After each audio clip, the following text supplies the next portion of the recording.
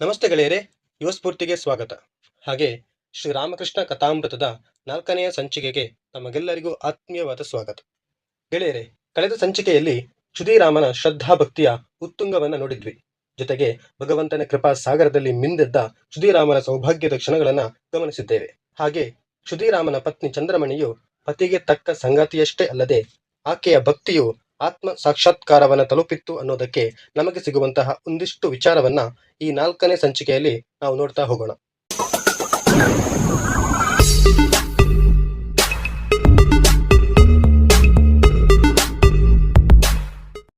ಕ್ಷುದಿರಾಮನದು ದೈವಿಕ ವ್ಯಕ್ತಿತ್ವ ಎನ್ನುವುದನ್ನು ನಾವು ಹಿಂದಿನಿಂದಲೂ ನೋಡುತ್ತಲೇ ಬಂದಿದ್ದೇವೆ. ಅವನ ಪತ್ನಿಯೂ ಕೂಡ ಈ ವಿಷಯದಲ್ಲಿ ತೀರಾ ಕಡಿಮೆಯವಳೇನಲ್ಲ. ಕ್ಷುದಿರಾಮನ ಪತ್ನಿ ಚಂದ್ರಮಣಿಯಂತೂ ಪತಿಗೆ ತಕ್ಕ ಸಂಗಾತಿ. ಅವಳು ಕೂಡ ತನ್ನ ಮುಗ್ಧ, ಸರಳ ಹಾಗೂ ವಾತ್ಸಲ್ಯಪೂರ್ಣ ಸ್ವಭಾವದಿಂದ ಆ ಹಳ್ಳಿಗರ